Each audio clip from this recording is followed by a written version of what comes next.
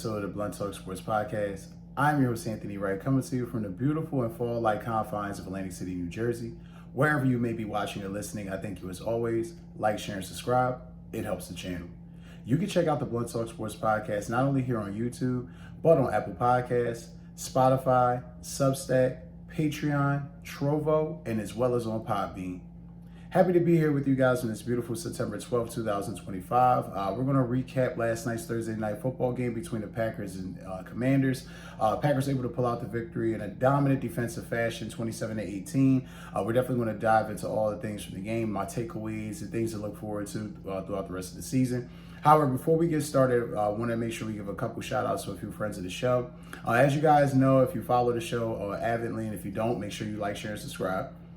Nonetheless, right now, StubHub, the #1 leading ticket seller in the world for live events, shows, and concerts, as you see here listed on the screen, has tickets available for the NFL, WNBA, NBA tickets are also available. So definitely check out those creative ID links on the screen. Definitely make sure you get the most out of your beginning of your fall, sports season. So you definitely want to make sure you're getting into these events and staying plugged in. Also, for my avid gamers out there, if you're a big PlayStation fan like myself, don't forget to check the description box for the link to this video for Sony PlayStation Direct. If you're looking for anything for accessories, consoles, anything to immerse yourself in advance and enhance your PlayStation experience, I definitely implore you to check it out. Sony PlayStation, more than a game.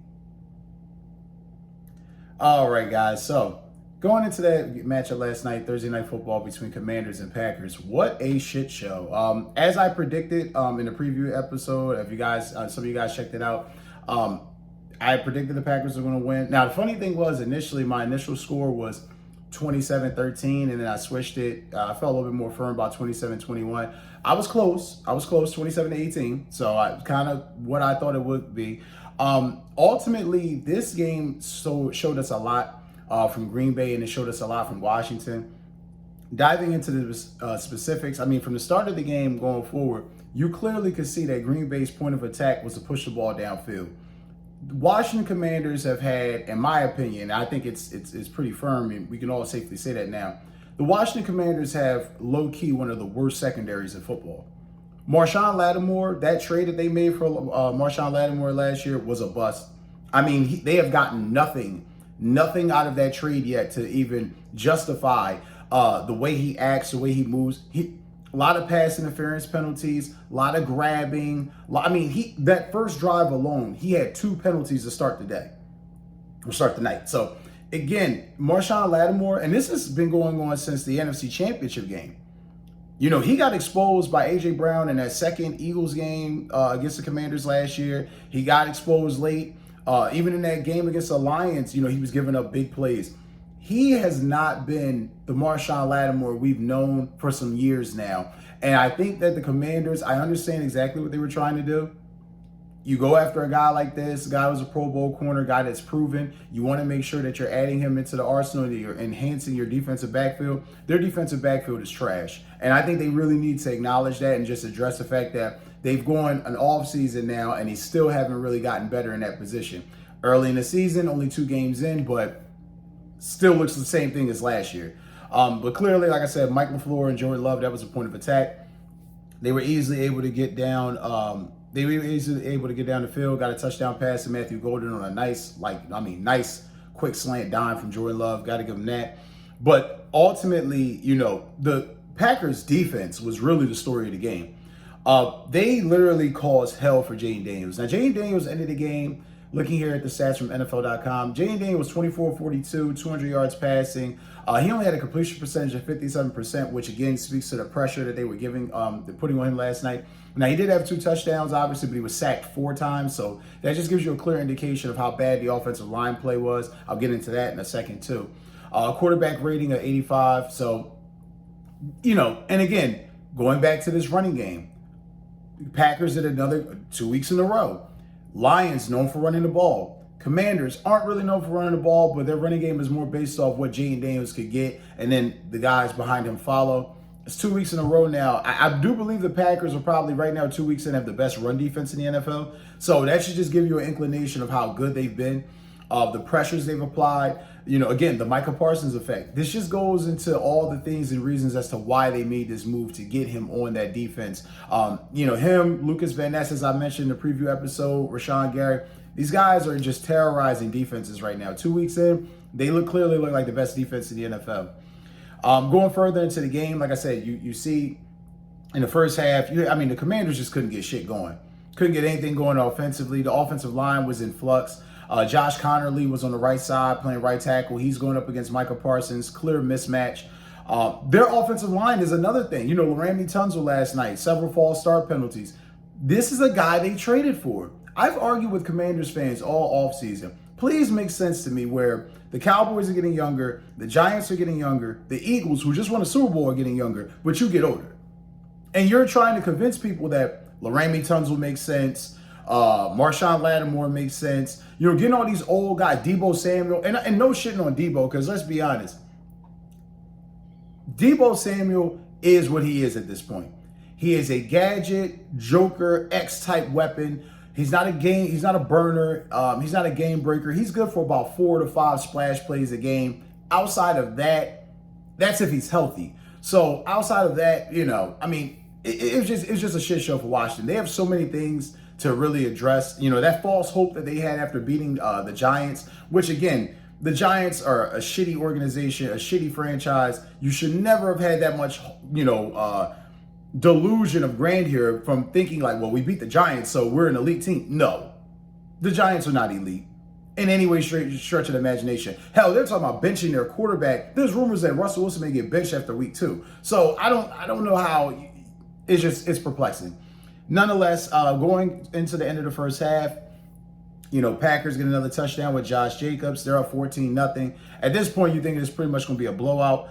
Now, the Commies, the Commanders were able to get downfield. However, they did have to settle for a field goal. They could not finish drives last night. I think that was another major thing that you saw from Washington that was very startling. When they play an elite defense, they can't finish drives. You saw this in the NFC Championship game. You saw it last night against the Packers. When they play an elite defense that can take away their running game, they are horrible. They cannot throw. They cannot move the ball. It's a lot of dirt balls, 3 and outs. Jaydendaniels trying to make something happen and getting damn near killed.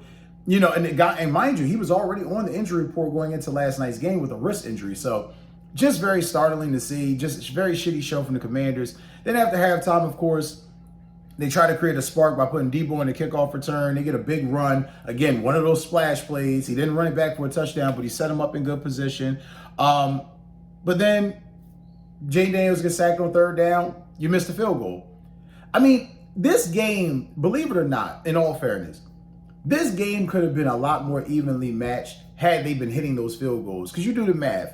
The 6 points, the two field goals they missed, which is the 6 points, combined with the touchdown they had later, you're now, again, right in line with what I was talking about, 27-22, 27-24 type game. So it's a little bit more competitive. That defense just took them completely out of it. All credit to the Packers on this. And then you saw as the offense was just going on, the offensive line was just wearing them down.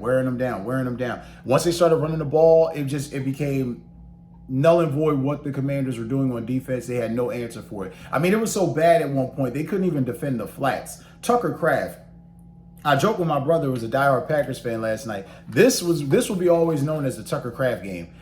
What a fucking performance by Tucker Kraft. 6 receptions, 124 yards, 1 touchdown. Longest reception was 57 yards. He balled out last night. You liked what you saw all around from the receiving core. I like what Matt LaFleur is doing, the diversification of the play calling where all the receivers are touching the ball. Nobody's feeling left out. Everybody's contributing in some way, even the running backs. So if you're a Packers fan, you got to feel great about what they're doing, what they're implementing, how they're going about it right now. They're just firing on all cylinders. Now, they did deal with some injuries last night. You did have Jaden Reed with that shoulder injury, which is something they're going to have to monitor. He's one of their ex-receivers, their playmakers. So that's something to keep in mind. Tucker Kraft got injured a little bit, but he was able to come back, obviously, and have the performance that he had.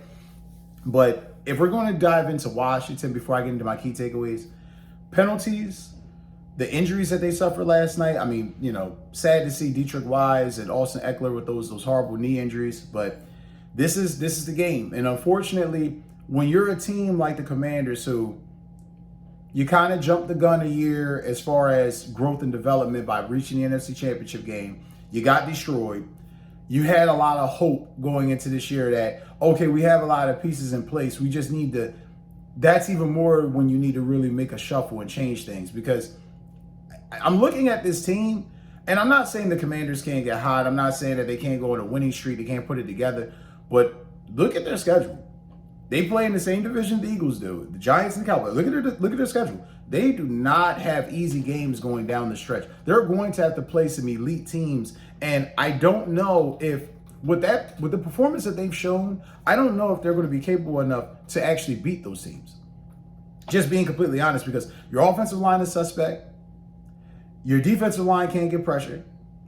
You can't really. You're okay against the run. You suck against the pass. You're playing in a passing league now, so it's very startling. If you're Washington, you definitely got to go back to the drawing board today and figure out what it is that you need to do, because that running game being non-existent, it cannot help or it cannot aid Jaydendaniels in any way, shape, or form. And I mean, looking at their next couple of matchups, now they got a few easy games next. They got the Raiders, which I think will be a little bit more difficult than what people think, but they should win that game. They have the Falcons after that, but then after that, you got the Chargers, you got the Bears, you got a division game against the Cowboys, you got the Chiefs, you got the Seahawks, you got the Lions. So there are some tough matchups for the Commanders coming up where they're going to be playing some defenses that are going to try them and push them into very disadvantageous scenario. So we will see. We will see how good the Commanders really were after all those all-season acquisitions. But my key takeaways ultimately from the game, Micah Parsons has changed life for the Packers. I call it the Micah Parsons effect, hands down. This man has just been a beast for Green Bay since he's been there. Jerry Jones, as you can see here on the screen, as the mural says, thank you, Jerry, because he's a fucking moron. There was no reason that this man should have been out of a Dallas Cowboys uniform. And for some reason, he decided, yeah, this was the move to make. Micah Parsons, half sack, 2 tackles, 3 quarterback pressures. This is why you got this guy. This is why you brought him in. So he's been outstanding. Again, the Packers defense, the second key takeaway, they have a chance to really leave a special mark on this season. They have a Super Bowl caliber defense as it currently stands. If they can stay healthy, they can stem the tide of a lot of things. I really, really feel like they can really make some headway in this NFC and really, put a stamp on possibly getting that number 1 seed, something that eluded them a year ago. I think that they could definitely do it because looking at their schedule, they play the Browns next, should be a winnable game. The Cowboys, definitely a winnable game. The Bengals, toss-up. The Cardinals, winnable game, and then they got the Steelers. So the Packers have a little bit more of an advantageous schedule going up. So we'll see, coming forward, so we'll see how all that plays out. But my last and final takeaway is real simple. The Commanders are not elite. And I need media pundits and people alike to stop saying that. We've seen them now in the past 8 months go against the Eagles and the Packers. They look like shit against both teams. We need to stop this. They are not good. They have no running game. Their offensive line is in flux. Their defensive line is old. This is a situation where, honestly, on top of the injuries, this is very concerning if you're Washington. You really need to really look at the drawing board and really address some things if you plan on really making headway in any way, shape, or form in the NFC. I'm not saying that they won't be a playoff team, but win the amount of games that they won last year, catch people by surprise like they did last year, that will not happen this year. That's going to do it for this episode, guys. As always, don't forget to like, share, and subscribe. Take care, and enjoy the rest of your weekend.